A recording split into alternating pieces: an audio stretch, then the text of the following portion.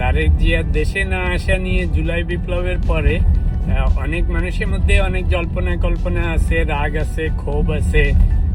অনেক সোশ্যাল ইনফ্লুয়েন্সাররাও কিছুটা বিরক্ত যে এত বড় বিপ্লব হয়ে গেল, সে একটা বড় দলের নেতা, ডেফিনেটলি দেশে আসতে হতো। তো আমি নিজেও অনেক ক্রিটিসাইজ করি অফেন যে রাজনৈতিক নেতা হতে গেলে, বড় দলের নেতা হতে গেলে কিছু তো রিস্ক নিতে হবে, তাই না? শুধু জেল জরিমানার ভয় হইলে তো দেশে আসবো না এটা বললে হবে না। তবে to be fair to Tarique Zia, মনে হচ্ছে আরেকটা দিকে একটু আলোচনা করা দরকার। সেটা হচ্ছে ওর দেশে না আসার পিছনে আরেকটা প্রধান কারণ আছে। সেটা হচ্ছে 2008 সালে যখন ওকে দেশ থেকে বের করে দেয় বা সে চলে যায়, তো এক পর্যায়ে যেহেতু তার অনেক জেল জরিমানা হয়েছিল, শুধু ছোটখাটো জেল হয়নি, ও যাবজ্জীবন কারাদণ্ডও হয়েছিল, রাইট? অন্যান্য মামলা মোকদ্দমাতেও আরো ছোটখাটো জরিমানা হয়েছেই জেল। তো সেই যাবজ্জীবন কারাদণ্ড থেকে বাঁচার জন্য এবং হাসিনা সরকার তখন চেষ্টা করেছিল ওকে দেশে ফিরিয়ে আনার জন্য।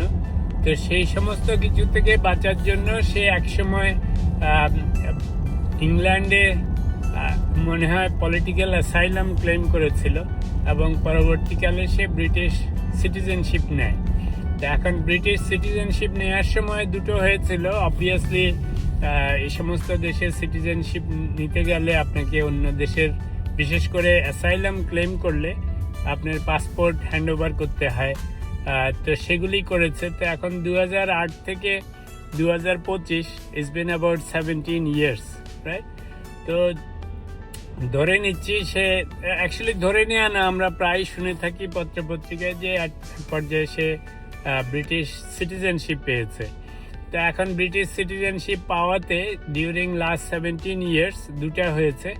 একটা হচ্ছে পলিটিক্যাল অ্যাসাইলাম বা রিফিউজি ক্লেম করলে সেই সময় যেই দেশের নাগরিক সেই দেশের সিটিজেনশিপ ক্যান্সেল হয়ে যায়। কারণ আপনি যেই কারণে বলতেছেন আমি এই দেশে আর যেতে পারবো না, আমার লাইফ রিস্ক আছে, তো সেই দেশে তো আপনাকে যেতে দিবে না এনিওয়েজ। তো ওরা সাধারণত সেই দেশের নাগরিকত্ব ক্যান্সেল করে দেয়। তো এখন আপনি চিন্তা করে দেখেন, গত 17 বছরে, বিশেষ করে হাসিনার আমলে গত এক বছর বাদ দিলে, তো 16 ইয়ার্সের মধ্যে অনেকগুলি ঘটনা ঘটেছে।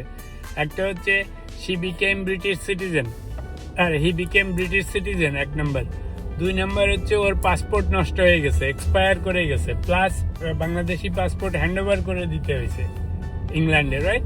তো ফলে ও বাংলাদেশের নাগরিকও নয়, বাংলাদেশের পাসপোর্টও নেই, সে ব্রিটিশ সিটিজেন হয়ে গেছে। এখন যখন সাডেনলি গত বছর জুলাই বিপ্লবের সময় হাসিনা ফল করে, তো অবভিয়াসলি ওর তো কোনো কাগজপত্রও নেই। আর হাসিনার আমলে আবার নতুন করে পাসপোর্টের অ্যাপ্লিকেশন করার কোনো কারণও নয়, কারণ ওরা তো ওকে এনে জেলে ভরার প্ল্যান করতেছিল এমনিতেই। তো ও কি আর সে দেশে আবার আসবে, পাসপোর্টের অ্যাপ্লিকেশন করবে না ট্রাভেল ডকুমেন্টের অ্যাপ্লিকেশন করবে? তো obviously he did not do anything. তো ও solely he became UK citizen. তো ব্রিটিশ সিটিজেন হওয়াতে সুবিধা হয়েছে, বাংলাদেশে ওই যে এক্সট্রাডিশন দিয়ে ওকে আর আনতেও পারেনি, জেল জরিমানাও করতে পারেনি। তো যেই পয়েন্টে আলোচনা করতে চাচ্ছি, এক নম্বর হচ্ছে আমরা ঢালাওভাবে বলি যে জুলাই বিপ্লবের পরেই ওর দেশে ফেরত চলে আসতে হতো, এটা একটা কথা। তো কিন্তু আসতে পারে নাই, অনেকগুলি লিগ্যাল কারণ আছে। অবভিয়াসলি হয়তো ও খুব সিরিয়াসলি ট্রাই করেনি, এক নম্বর। 2 নম্বর হচ্ছে ও ট্রাই করলেও বাংলাদেশ গভর্নমেন্ট বা ইউনুস গভর্নমেন্ট যে রাইট অ্যাওয়ে ওকে পাসপোর্ট ডকুমেন্টেশন দিবে তারও কোনো নিশ্চয়তা ছিল না। তারপর 3 নম্বর হচ্ছে যে সে নিজেও সেফটি সিকিউরিটির জন্য, কারণ আপনি যদি যাবজ্জীবন কারাদণ্ড হয়ে থাকে, কোর্টের অর্ডার হয়ে থাকে, তো অবভিয়াসলি সব তো মাফ করে দেয়নি, কেমন না? তা আপনি দেশে আসলে যে সমস্ত মানুষের ওয়ারেন্ট থাকে, রিগার্ডলেস হু ইউ আর, আপনাকে তো কোর্টে যে হাজিরা দিতে হবে, সারেন্ডার করতে হবে।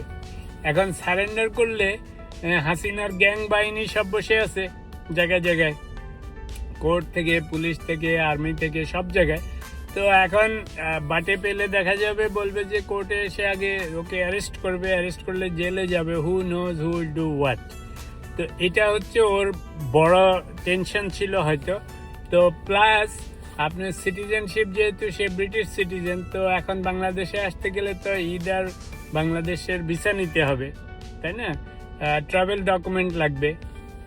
তো নানা রকম কমপ্লিকেশন দেখা গেছে। তো দেখা যাওয়াতে তো ওই যে আমি মাঝে মাঝে বলি যে বিদেশে থাকলে যেটা হয়, তখন অ্যাট সাম পয়েন্ট আপনি ওই দুই নৌকায় পা দেওয়ার মতো হয়, যে একটা হয় সিকিউর সেফ, আরেকটা হয় ধরেন একটু আমাদের মতো দেশগুলিতে তো obviously safety security law and order they are not as good. তো to be fair to him, যেখানে ইভলভিং সিচুয়েশনে আপনার নামে যেখানে যাবজ্জীবন কারাদণ্ড দেওয়া আছে, একটা না আরও অনেক মামলা আছে, তো অবভিয়াসলি আপনি তো খালি চাচা আইলাম বলে দেশে এসে যাবেন তা তো হবে না। গেলেই তো প্রথমেই ধরে জেলে নিয়ে যাবে। এখন জেলে নিয়ে যাওয়ার পরে এদিকে আপনি নানা রকম পক্ষ তো এখনো আছে ওখানে। তার মধ্যে আবার সেই আমলে মইনিউদের আমলেও যে হাত পা ভেঙে দিয়েছিল ধরে, সেই সমস্ত আর্মি অফিসাররাও তো আছে এখনো। তো এই দুই শত্রু পক্ষ, বেশিরভাগ অফিসারই তো এখনো আপনার পাওয়ারে আছে বা আর্মিতে আছে, অনেকে অনেক হাই লেভেলে চলে আসছে, রাইট? তো তারেক জিয়া ওদের কথা বলে নাই, এরাও তারেক জিয়ার কথা বলে নাই ডেফিনেটলি। এদিকে আমাদের ওয়াকার বাবাজি তো ওখানে বসে আছে। ওয়াকার বাবাজিও যে এতটা ফ্রিলি ঘুরতেছে তা না, ওরও তো টেনশন আছে। তো তারেক জিয়াকে যারা ঠ্যাঙ্গাইছে সেগুলিও আছে। তো পুরা জিনিসটাই বজগট। তো সেই জন্য যতটা আমাদের কাছে ইজি মনে হচ্ছে তারেক জিয়া কেন সেকেন্ড ডেতেই চলে আসলো না, ইটস নট দ্যাট সিম্পল। অর্থাৎ একদিকে হচ্ছে জীবনের হুমকি, আরেকদিকে জেল জরিমানার হুমকি, আরেকদিকে আর্মি শাসন, হাসিনা শাসন আমলের বা ওকে যারা পিটিয়েছে মেরেছে ওই সমস্ত লোকজন এখনো নানাভাবে আর্মিতে এখানে ওখানে বসে আছে অ্যাডমিনিস্ট্রেশনে। তা এখন ও নিশ্চয়ই ভুলে যায় নাই এসব কথা, আবার এরাও ভুলে নাই। So situation is quite complex and complicated.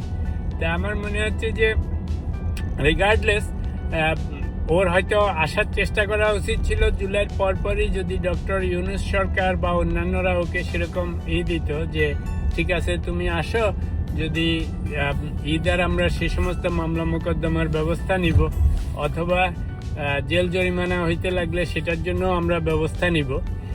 এটা একটা অ্যাসিওরেন্স ওদের থেকে নিতে হইতো। কিন্তু আমাদের মতো দেশগুলিতে একটা প্রবলেম হচ্ছে যে পলিটিশিয়ানরা বা আর্মি পার্সোনালরা আপনাকে মুখে বলবে একটা, কাজে করবে আরেকটা, কেমন না, বিশ্বাস তো নাই। তো সেই জন্য ও হয়তো এই চান্স নিতে চায় নাই, কিংবা ওর ফ্যামিলির লোকজন ওকে সেই চান্স নিতে দেয় নাই, কিংবা ওর পার্টির লোকজন দিতে দেয় নাই। তো so in all fairness basically it is a very complicated process. তবে আমার মনে হয় একটা জিনিস করতে পারতো, যেহেতু বাংলাদেশের রাজনৈতিক পট পরিবর্তন হয়েছে, ইন্টারিম গভর্নমেন্ট এসছে, সব কিছু একটু ফেয়ার, ফ্রিডম অফ স্পিচ, এই সমস্ত জিনিস যখন ছিল গরম গরম, তখন সে হয়তো ডাইরেক্টলি বলতে পারতো, তেমন না, কিছু কিছু সময় honesty is the best policy. আপনি বলতে পারতো যে যেহেতু সিচুয়েশন চেঞ্জ হয়েছে, বাট আমার বিরুদ্ধে এরকম মামলা মোকদ্দমা এটা সেটা আছে, আমার কাগজপত্র ঠিক নেই, সিটিজেনশিপের ঠিক নেই, দেশে আসলে কি করবে, আমার মামলা মোকদ্দমা খারিজ করে নেই। তো এগুলি যদি অনেক সময় জনগণের সামনে সাবমিট করে দিত যে because of all this concerns and complex issues I can't even come now. একটা হচ্ছে কি যে ওই যে বললাম honesty is the best policy, you have nothing to lose. সবসময় চুপি চুপি থাকলে, গোপন রাখলে সবসময় যে সুবিধা হয় তা না। অনেকে এটার অ্যাডভান্টেজ নিচ্ছে, অনেকে মিস ইন্টারপ্রিট করতেছে। তো সেই জন্য সেটা একটা উপায় হতো যে সে অফিসিয়ালি এরকম অ্যানাউন্সমেন্ট দিয়ে দিত যে আমি আসতে চাই, কিন্তু আমার এই সমস্ত জিনিসের তো ব্যবস্থা নিতে হবে।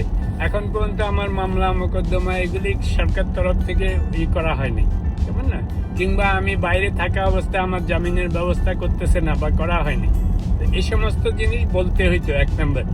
দুই নম্বর হচ্ছে যদিও একান্ত আসতে না পারে, বিএনপিতে এখন, অন্যান্য পার্টিতে ডেফিনেটলি, বিএনপিতে এখন গণতান্ত্রিকভাবে আপনার নেতা নির্বাচন করা, কমিটি নির্বাচন করা, ওদের যে রাজনৈতিক বড় বড় উপরের দিকে যে এক্সিকিউটিভ কমিটিগুলি আছে, সেগুলি আমার মতে গণতান্ত্রিকভাবে নির্বাচন করতে হইতো এই আপকামিং ইলেকশনের আগে। কারণ বহু লোক ঘাপটি মেরে বসে আছে, কেউ সুবিধার লোক, কেউ অসুবিধার লোক, কাউকে মানুষ পছন্দ করে না, কাউকে করে। কারো কারো স্ট্যান্ডিং কমিটিতে যাওয়া উচিত, কারো কারো স্ট্যান্ডিং কমিটিতে থাকার কোনো অধিকার নেই। ইভেন তারেক জিয়া হিমসেলফ যদি মনে করে যে it's not safe to come now, তো তাহলে তুমি নির্বাচন করে অন্য কাউকে বানিয়ে দেওয়া আপাতত, পরে আসো, কেমন না?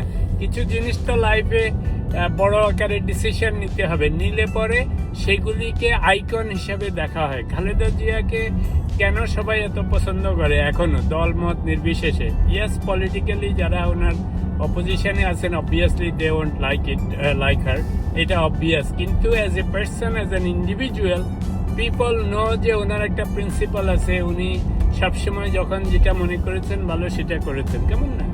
তো তারেক জিয়াও যদি এই সময় সিচুয়েশন কমপ্লিকেটেড হয় because of his citizenship, because of his legal issues, because of other things, safety, security, so then he should address the nation, let people know, and even say that, you know what, for now, I mean, আমাদের যে standing committee আছে, আমাদের যে বিএনপির উঁচু লেভেলের যে সমস্ত কমিটি আছে, এখানে ইলেকশন হবে ফেয়ার, দেশব্যাপী আমরা নেতা নির্বাচন করব, দরকার হলে আমি ফর নাও স্টেপিং অ্যাসাইড, আমি দলের এখন চেয়ারম্যান হিসেবে থাকবো না, বা আমি অ্যাডভাইজার হিসেবে থাকবো। আপনি কিছু একটা করতে হবে বিগ, যেন আপনাকে মনে হয় যে yes, you deserve to be, at a high level position in BNP. তো তখন, এখন না হইলেও কয়দিন পরে ইলেকশন হবে, সিচুয়েশন চেঞ্জ হবে, তখন তাকে সবাই সুন্দরভাবে সাদরে নিয়ে আসবে, সেটা বিএনপি পাওয়ারে আসুক অথবা অন্য কেউ পাওয়ারে আসুক, একসময় না একসময় আপনাকে বড়ত্ব দেখাতে হবে। তো he has to take this opportunity. খালি চুপি চুপি ওখানে বসে ইউটিউবে কথা বললে হবে না। ইউটিউবে পিনাকিরাও তো কত কথা বলতেছে, আপনার ওদের পার্টির লোকজনই ওকে এখন নানা রকম গোল খাওয়াচ্ছে। দেখেন, গিয়ে বলতেছে আসলে তোমাকে ধরে নিয়ে যাবে, হাত ভাঙবে, ঠ্যাং ভাঙবে, জেলে নিবে, এটা নিবে, এক পার্টি বলতেছে। আরেক পক্ষ হয়তো বলতেছে আসো, কোনো অসুবিধা হবে না। তো আপনি যখন বাইরে থাকেন, মানুষ নানা রকম তাল দেয়, তাই না? আমি প্রায় বলি যে কমান্ডারকে আপনার কমান্ড নিয়েই থাকতে হবে এবং মাঠে থাকতে হবে, ব্যাটেল ফিল্ডে থাকতে হবে, তাহলে মানুষ কথা শুনে। আপনি এরকম অফ সাইটে থেকে, অফশোরে থেকে কথা বললে তো কাজ হবে না। So he has to do two things. One is he has to address the nation, addressing all the concerns and issues he has and why he's not coming. The second thing is he has to do something so that in BNP, especially at the high level, all the standing committees and all other people, there is an election, যে যেন ভালো ভালো মানুষগুলিকে ওদের পার্টির লোকজনই choose করে নতুন করে কমিটি গঠন করা হবে। এবং 3 নম্বর হচ্ছে, দরকার হলে he will step aside for now because of his citizenship, voting rights, this and that, because he has turns going on and he has other issues like he's not even a citizen, right? So and he can come and he has lot of legal issues. So আমার মনে হয় এই 3টা জিনিস ওর করা উচিত। যেটা বললাম, একটা হচ্ছে জাতিকে অ্যাড্রেস করবে ওর ইস্যুগুলি নিয়ে, কেন সে আসতে পারতেছে না। 2 নম্বর হচ্ছে বিএনপিতে একটা সুন্দর স্ট্যান্ডিং কমিটি নতুন করে, নতুন ভালো লোকজন নিয়ে করা, যারা পপুলার, যারা ভালো, যারা লয়াল। 3 নম্বর হচ্ছে দরকার হলে হি শুড স্টেপ অ্যাসাইড, যে আমি আপাতত পাশে থাকলাম, অ্যাডভাইজার হিসেবে থাকলাম। তাহলে হবে কি, ওর বিরুদ্ধে যত কিছু চলতেছে এখন, যত স্পেকুলেশন চলতেছে, সেগুলি সব অ্যাড্রেস করা যাবে।